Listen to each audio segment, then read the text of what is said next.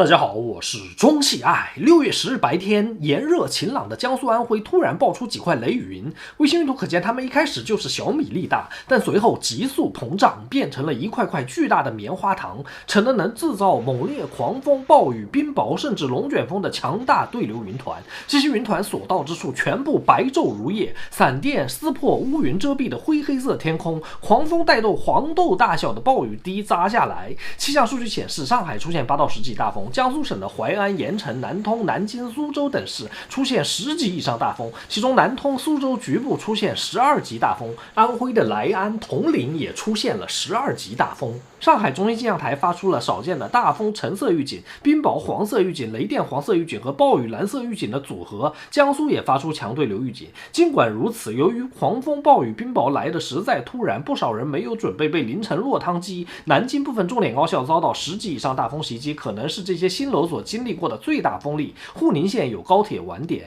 高速公路上还有不少人在人生中头一次看到壮观的乳状云和滚轴云。有些司机表示是自己受到了一些惊吓。这场突如其来的狂风暴雨和盘踞东北已久的东北冷涡有关。东北冷涡是一个冷性涡旋，它携带大量冷空气堆在东北地区的对流层中高层，它一边逆时针旋转，一边不停的漏气，从几千米高空甩下小股冷空气。大家都知道，冷空气本来就比暖空气要重，冷涡甩冷空气的动作给了冷空气更大的势能冲向地面，容易激发起非常猛烈的强对流天气。这些天东北冰雹、暴雨、龙卷风不断，而且持续异常凉爽，就是冷涡不停甩冷空气下来的结果。而这几天东北冷涡开始南下，6月10日中心已来到吉林省，它已经不满足于在东北甩冷空气，而是要进军南方。6月9日起，它已经把高空冷空气甩到了江苏境内，制造了淮安雷暴雨。6月10日冷涡甩货的力度更大，但与此同时，江苏非常热，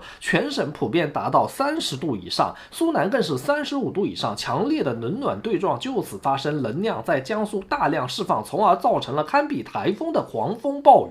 接下来东北冷涡还将继续南下，6月13日离开东北深入黄海，这会带来2个后果。第一，就是江浙沪乃至福建北部未来还会继续出现冷涡雷雨，仍然有可能出现局部狂风暴雨、冰雹甚至龙卷风，当地朋友需要注意安全。第二，失去冷涡的东北和华北，6月13日之后将迎来一波猛烈升温和干热，不排除有地方接近6月高温记录。与此同时，给广西带来特大暴雨的土台风胚胎99W 正在退回海洋重新发展，未来还可能穿过雷州半岛，在广东沿海重新加强。未来一段时间，华南雨水过度丰沛，需要防范暴雨灾害。好了，感谢收看本期节目，建议关注中西海并一键3连，我们下期节目见。